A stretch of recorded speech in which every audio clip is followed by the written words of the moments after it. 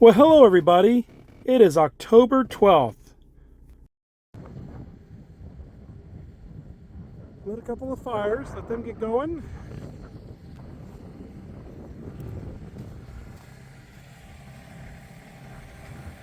We need to change the tracks on the skid steer. They're blocked up.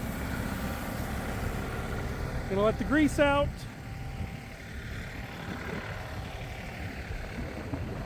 Get the new tracks unloaded. So at this point, we were just over 2,200 hours on the machine. And this is the first time Dave or myself has changed the tracks on a skid steer. Although both of us have a fair bit of experience changing tracks on bulldozers, we definitely figured out pretty quickly that changing the tracks on a skid steer was pretty simple. We just took the time to release all the pressure, push the adjuster idler all the way back, and then cut a handful of about 2 or 2.5 inch spruce logs, ran those around the sprocket, and then slid it off. After we had it off the front roller, we could take the tractor and pick it up and wiggle it off the rest of the way. The first side took us a little while, but the second side went a lot faster once we had some experience and a plan. This Caterpillar 299 D3 has been a very maintenance-free piece of equipment. We do make sure we do the maintenance on or before the hours that it's due. We only run clean fuel in it. And when it comes to the DEF system, we make sure we use a new container every time we fill it. Now keep in mind, for over 2,200 hours, this thing runs at wide open throttle all the time. And as a universal piece of equipment around the farm, being a loader, a forklift, and a land clearing with the mulcher, pretty handy to have. We will definitely find lots of different uses for it around the farm in the coming years. You definitely could do this job without the help of a tractor with forks or a tractor with a bucket, but it makes it a whole lot easier being able to pick it up and hold it.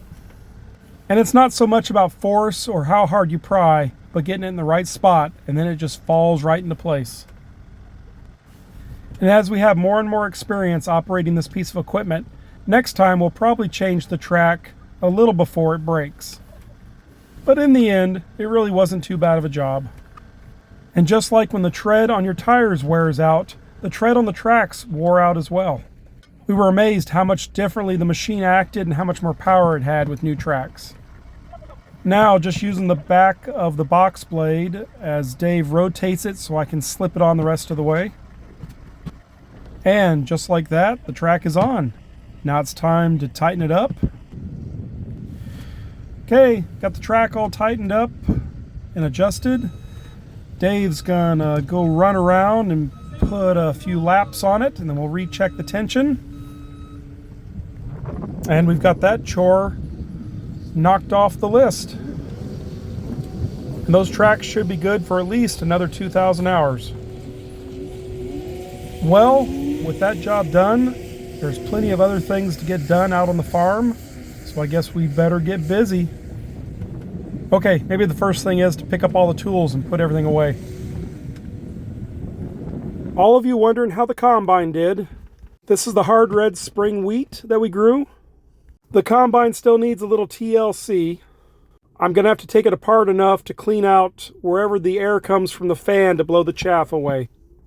It was doing a decent job of collecting the grain, but the chaff was not being separated. So I poured it out onto a tarp, and when the wind was blowing pretty stiff, would toss it up and get the chaff to blow off. That will be a project for next summer, is to go ahead and take more of the combine apart, make sure everything is cleaned out properly, and that it'll do its job better next year.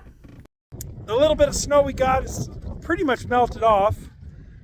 Started a couple of fires. Some smoking in the background.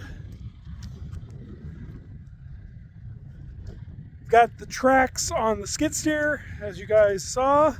Dave's out using it for a few hours, what's left of the day.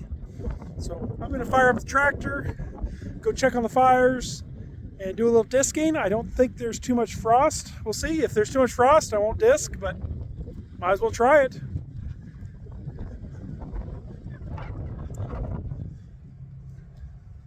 If not, it'll be time to take the disc off anyways. So regardless, it's okay.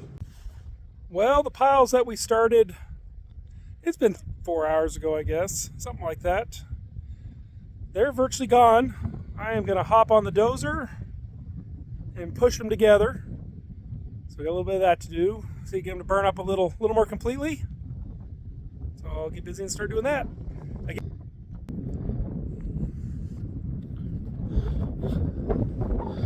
They burned up pretty good. None of them were stacked very tight, so but I'll push them together. They'll do just fine. Well, here is the road. The snow's melting pretty good.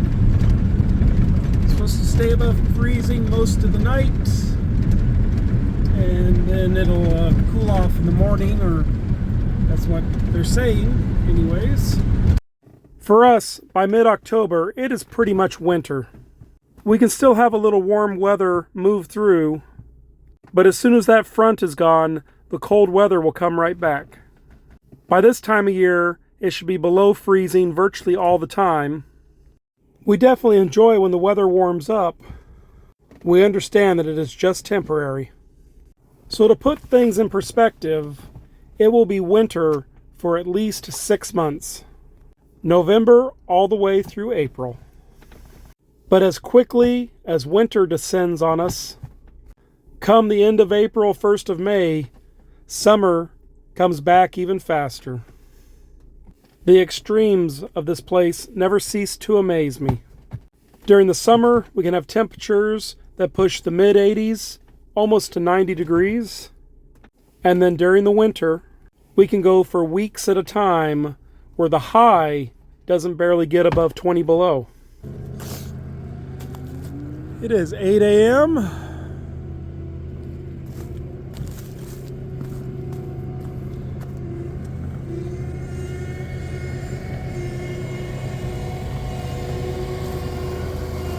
Dave is headed off for the day.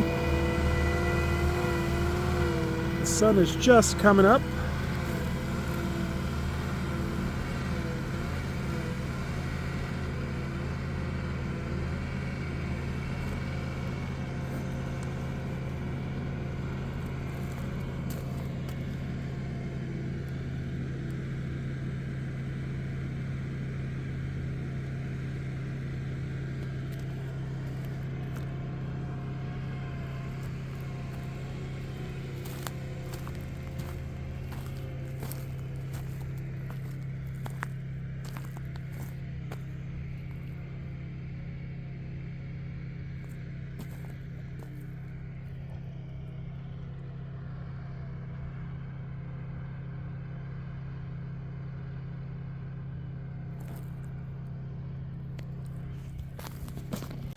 Well, good morning, everybody.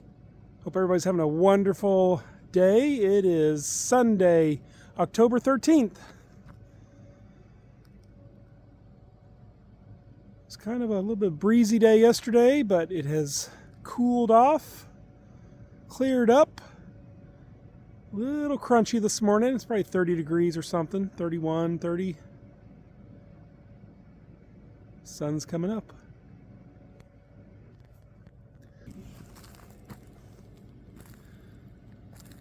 Pretty sunrise. Fog in the valley.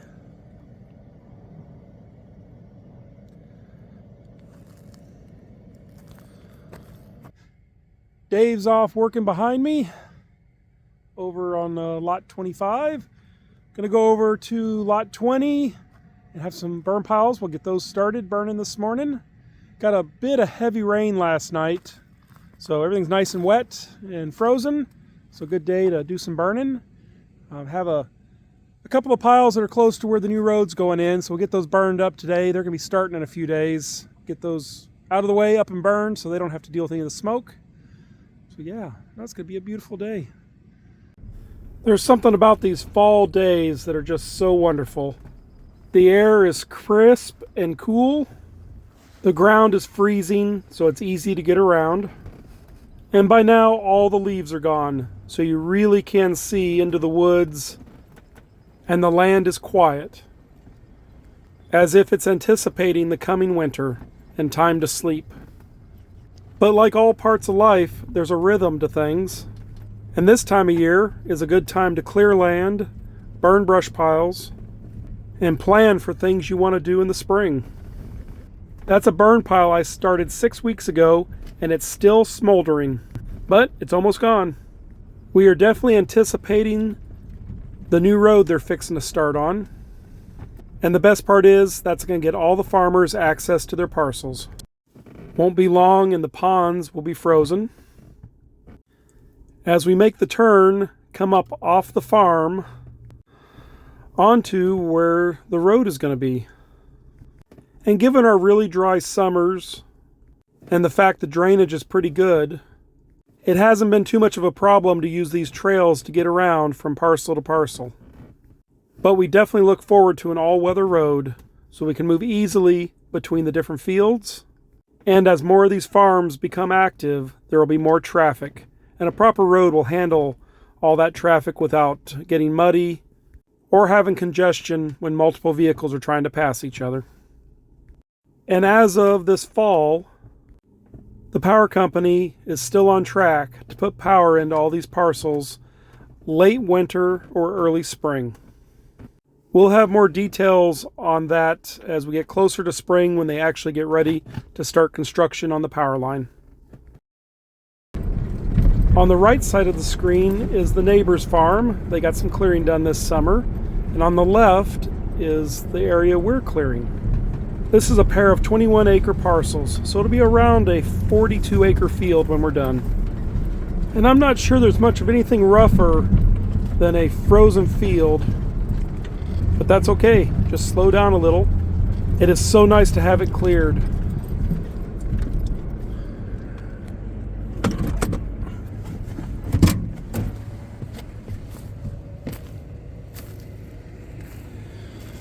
Okay, well,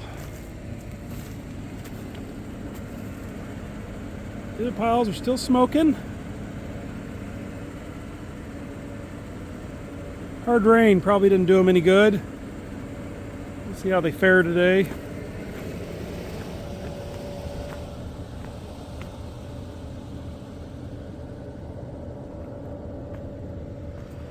Get these burning. Okay, these piles are set. Burning at a good rate. Not too fast. A few hours, it'll be burned down enough to take the dozer and work on. Got a couple more to start, so we'll get them going. Gonna try to burn as many piles as possible this weekend, only because the weather's about right. Rain last night, frozen this morning, no wind. Just get everything done.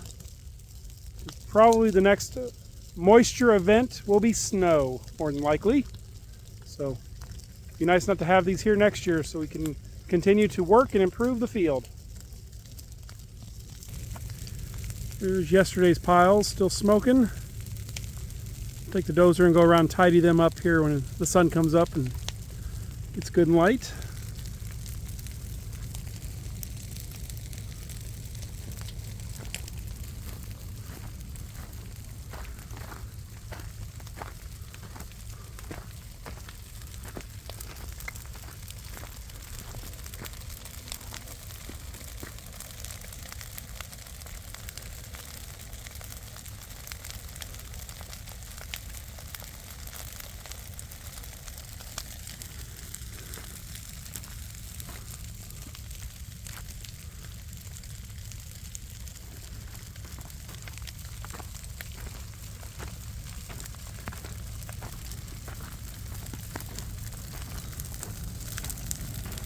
Up on the hill on lot 20, there's some piles here that George had piled back early summer, midsummer, something like that. A few of those, get those burning.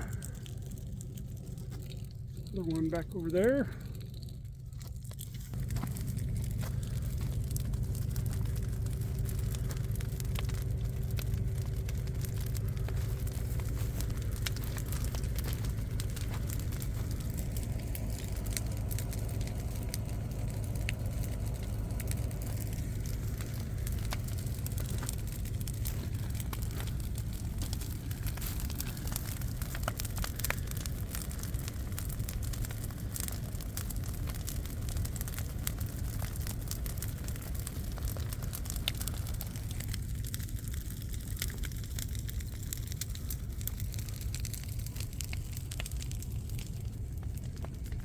It is a Monday. If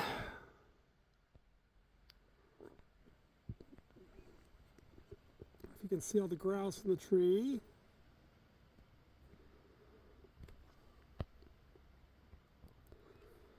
So, there's quite a few in there. I'll go drive over towards it. You guys can see how many flush out of there.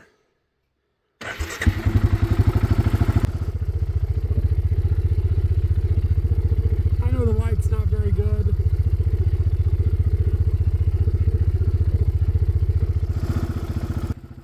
We've showed these before. These are sharp-tailed grouse. They're a relatively large grouse and fairly intelligent as well. And they do like the wide open spaces of the farm, and of course the peas and other grains that were planted give them a lot of food.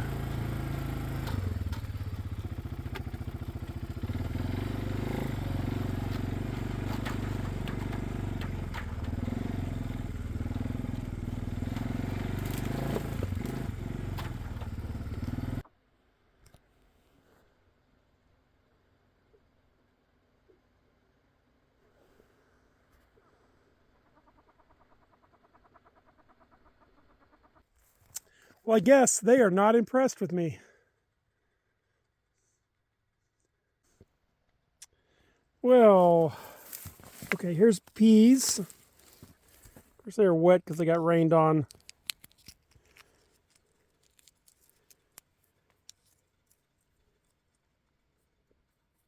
They made. Incoming.